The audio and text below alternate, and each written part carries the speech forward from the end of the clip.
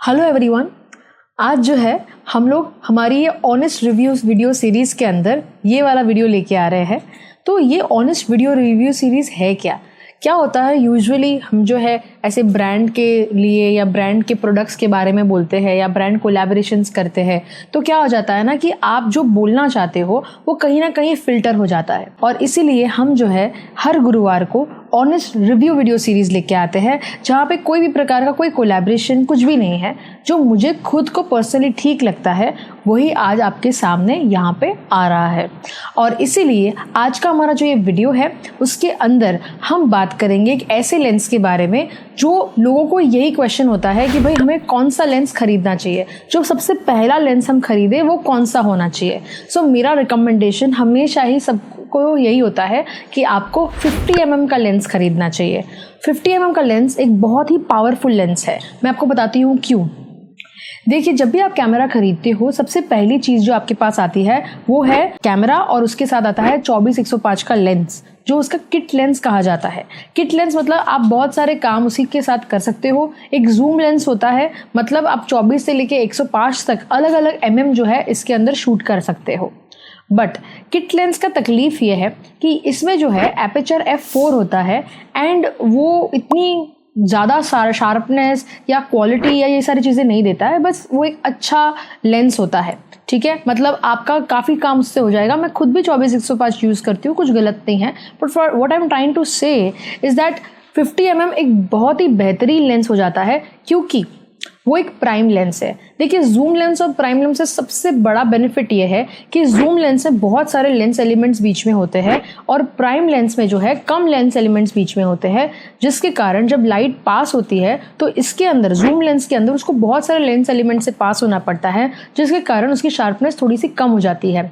और उसके कॉन्ट्रारी में अगर हम एक प्राइम लेंस की बात करें तो उसके अंदर जो है लेंस एलिमेंट्स के थ्रू जब लाइट को जाना होता है तो कम लेंस एलिमेंट्स होने के कारण जो है आपको ज़्यादा शार्पनेस मिलेगी। दूसरा बेनिफिट है, मैं मानती हूँ कि 50 mm में आपको आगे पीछे होना पड़ेगा, एंड जब हम बात करते हैं एक जूम लेंस के बारे में तो वो आपको आराम से जो है आप 24 पे काम करो, 105 पे एक ही जगह पे काम करो, आपका काम हो जाएगा। सो ऑफकोर्स अगर आप ट्रेडिशनल फोटोग्राफी, ट्रेडिशनल वीडियोग्राफी कर रहे हो तो 24-105 एक अच्छा चीज़ है। आज भी ट्रेडिशनल जो फोटोग्राफर वीडियोग्राफर है, मैं तो बोलूँ कैंडिड में भी काफ़ी बार जो है 24-105 बहुत अच्छा पड़ता है। बट क्या है, वो जो डेप्थ होनी चाहिए, वो जो पीछे का बैकग्राउंड ब्लर हो जाए, वो एकदम सिनेमैटिक फील जो आना चाहिए, वो 24-105 पे इतना नहीं आता है।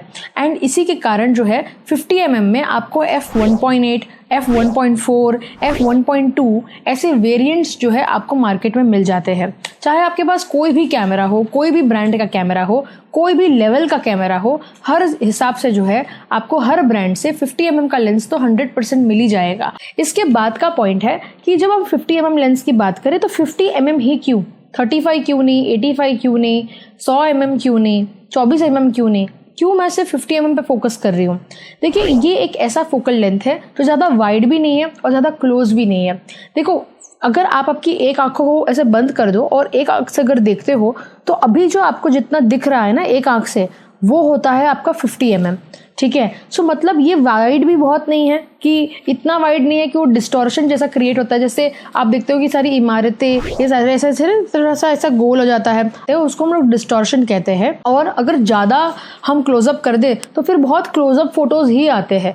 हमको चाहिए एक बैलेंस हो, एक बीच का कुछ सिचुएशन हो, तो 50 mm एक बहुत ही बेस्ट ऑप्शन बन जाता है। और इसीलिए 50 mm में ना ही तो क्लोज ना ही तो वाइड। एंड इसके बाद का मेन कारण ये है कि देखो 50 mm बहुत ही लाइट वेट लेंस है, बहुत ही छोटू सा लाइट वेट लेंस है। आप आराम से एक छोटी सी बैग के अंदर कैमरा, 24-105 का लेंस और 50 mm का लेंस लेके जाओगे, आराम से आप कैंडिड फोटोग्राफी कर सकते हो, बहुत अच्छे से कर सकते हो। आप सोचो ना, तो जो भी सारी विधि वगैरह होती है उसमें 24-105 यूज़ कर लेना, और जब भी पोर्ट्रेट फोटोग्राफी करनी है, गेटिंग रेडी शूट लेना है, या फिर जो कपल का विधि के वक्त कोई ऐसा डेप्थ वाला शॉट लेना है, उसमें आराम से 50 mm लेंस यूज़ कर लो, कोई प्रॉब्लम नहीं है। सिनेमैटिक कर रहे हो, फोटोग्राफी कर रहे हो, कोई इशू नहीं है। इससे भी बहुत बड़ी बात है कि हम जो है 50 mm निफ्टी 50 कहते हैं, मतलब बड़े जो ग्लोबल लेवल पे लोग उसको निफ्टी 50 कहते हैं। इसका क्या अर्थ है कि जो ये 50 mm है इसका प्राइस बहुत कम है। आप कोई भी ब्रांड में जाइए, कैनन में जाइए, निकॉन में जाइए, सोनी में जाइए, जो जो उसका भाव है वो 10,000, 12,000, 15,000, 17,000 मैक्स टू मैक्स है। मतलब बहुत ही प्राइस फ्रेंडली है। मतलब आपको कोई थर्ड पार्टी लेंस में जाने की ज़रूरत ही नहीं है। तो मतलब अच्छा है ना कि आपको एक 50 mm का लेंस f1.8 का बहुत ही बजट फ्रेंडली लेंस आपको मिलता है, राइट। और इसके इतने सारे बेनिफिट्स भी है। मेन बात, अगर आप एक ट्रेडिशनल फोटोग्राफर हो, काफ़ी लोग मुझे आके पूछते हैं कि हम तो एक ट्रेडिशनल फोटोग्राफर है, हम हमारा कैंडिड फोटोग्राफी का काम कैसे शुरू करें, या बोलते हैं कि मैं ट्रेडिशनल वीडियो सालों से लेता हूँ, अब तो सिनेमेटिक का ज़माना आ गया है पर हमें नहीं पता है कि सिनेमेटोग्राफी कैसे शुरू करें। उनके लिए भी ये एक बहुत ही अच्छा लेंस है। देखिए, आपको अगर फोटोग्राफी का काम आता है कैंडिड का, ठीक है, और आपको इतना कैंडिड फोटोग्राफी आता नहीं है, तो आप क्या सोचोगे कि भाई देखो कैंडिड फोटोग्राफर तो कैंडिड फोटोग्राफी करेगा, मैं ट्रेडिशनल का काम करूंगा। अभी ट्रेडिशनल के काम के वक्त आप कैंडिड का प्रैक्टिस कर सकते हो। जैसे अगर आपको बताया जाए कि आपको पोर्ट्रेट लेना है तो आप 24-105 से पोर्ट्रेट लोगे तो पीछे कोई ऐसा ब्लर नहीं आएगा, ऐसा कोई फील नहीं आएगा। तो आप उस समय जो है 50 mm का लेंस लगा के पोर्ट्रेट फोटोग्राफी फैमिली मेंबर्स का, कपल का कर सकते हो और बहुत अच्छे डेप्थ में आपको फोटोग्राफी आएगी, ठीक है। उसके बाद जब उसका गेटिंग रेडी शूट होता है, वो भी आप 50 mm से कितना अच्छा बोके, कितना मस्त शार्प फोकस, मतलब आंखों पे फोकस किया सब ब्लर हो गया, लिप्स पे फोकस किया, उसकी लिपस्टिक वाला वो वाला शॉट आ गया, कितने अच्छे अच्छे पोर्ट्रेट्स आपको उसमें मिल जाएंगे। फिर आपको उसका ज्वेलरी का शॉट लेना है कि एक ही जगह पे फोकस है, बाकी सब कुछ ब्लर है, वो भी आपको उसके अंदर मिल जाएगा।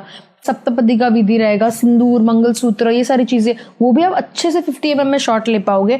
कहने का ये है कि बहुत सारा काम आपका 50 mm में क्रिएटिव काम हो सकता है। मतलब भले ही आप ट्रेडिशनल फोटोग्राफर हो तो भी आप कैंडिड फोटोग्राफी का काम कर सकते हो, ऐसी आपकी एबिलिटी बन जाती है। और एक बार क्या है कि आपको धीरे धीरे एंगल सूझने लगा, भाई आ रहा है वैसा शॉट समझ रहा है, फिर धीरे धीरे आप भी सोचोगे भाई मेरा मतलब 2 पैसा मेरे को ज़्यादा मिल रहा है कैंडिड फोटोग्राफी में, तो चलो अब मैं भी 85 mm लूँ या फिर मैं भी 35 mm लूँ। ऐसे धीरे धीरे ही इंसान इन्वेस्ट करता है और फिर आप इवेंचुअली आप कैंडिड सिनेमैटिक लेवल का काम भी कर पाओगे।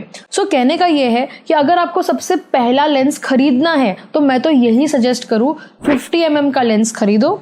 24-105 अगर आपके पास है तो ठीक है, नहीं है 24-105 नहीं है तो मैं तो बोलूँ 24-105 के पहले आप 50 mm का लेंस खरीदो। लेंस कैमरा कोई भी हो, अगर 50 mm रहेगा, आराम से आप अपना जो है डेप्थ वाला पोर्ट्रेट फोटोग्राफी का काम शुरू कर पाओगे। और ये चीज़ वेडिंग फोटोग्राफी में तो हद से हद लागू होती ही है, ठीक है। इसके बाद का ये पॉइंट है कि अगर आप एक बिगिनर हो, ठीक है, आप देखो जो प्रो लेवल के लोग हैं, ठीक है, आज मैं इतने सालों से फोटोग्राफी कर रही हूँ, मैं भी 50 mm यूज़ करती हूँ, मेरा भाई है, ठीक है, वो भी इतने सालों से सिनेमाटोग्राफी करता है, वो भी 50 mm यूज़ कर रहा है। हमसे भी जो सीनियर लोग हैं, जो मतलब 40-40 साल से फोटोग्राफी कर रहे हैं, बहुत ही मतलब नामचीन कैंडिड फोटोग्राफर है, वो भी 50 mm यूज़ कर रहे हैं। तो मेरा कहने का ये है कि ये कोई बिगनर लेंस नहीं है। हाँ, as a beginner you can try, you can start, आप चालू कर सकते हो, बट प्रो लेवल के लोग भी इस लेंस को यूज़ करते हैं। तो ये सारे बेनिफिट्स होने के कारण बहुत सारे फोटोग्राफर इस लेंस को प्रेफर करते हैं। सो मेरा आपको ये सजेशन है कि आप जब भी मुझे पूछते हो ना कि मैं फर्स्ट लेंस कौन सा लूँ, अगर मैं बिगिनर हूँ तो मैं शुरू कहाँ से करूँ, यहाँ से शुरू करो। 50 mm का लेंस लो, 1.8 का ले लो, काफ़ी रीजनेबली मार्केट में मिलता है। और अगर आप प्रो लेवल के हो, आपका बजट अच्छा है और आपको मतलब अच्छा इन्वेस्टमेंट करना है, तो फिर आप 1.4, 1.2 पर भी जा सकते हो, बहुत अच्छा डेप्थ मिलेगा। 1.5-2 लाख वाली भी 15-20 शादियाँ साल की आ जाती है, और उस लेवल पे अगर आप हो ना, तो फिर मैं आप सबको सजेस्ट करूँ कि आप 1.4, 1.2 पे जाओ, क्योंकि आपको पैसा उतना मिल रहा है कि आप इन्वेस्ट कर पाओगे। पर अगर इतने सारे काम नहीं आ रहे तो 1.8 भी कुछ गलत नहीं है, बहुत बेहतरीन काम होता है, मैं खुद भी उसे जो है यूज़ करती हूँ। तो 50 mm 1.8 is a very good option. I hope आपको ये वीडियो अच्छा लगा हो। अगर अच्छा लगा हो प्लीज़ इसको लाइक, शेयर एंड सब्सक्राइब करें। हर गुरुवार को हम जो है ऑनेस्ट रिव्यू वीडियोस लेके आने वाले हैं। सो आपको ऐसे ही वीडियोस मिलते रहेंगे। कमेंट सेक्शन में लिखेगा अगर आपके कोई थॉट्स रहेंगे, कौन से प्रकार के आपको वीडियोस चाहिए, उसके ऊपर हम रीड करेंगे, उस पर रिसर्च करेंगे और हम आपके पास जो है वो वीडियो लेके आएंगे। Thank you so much everyone, see you soon.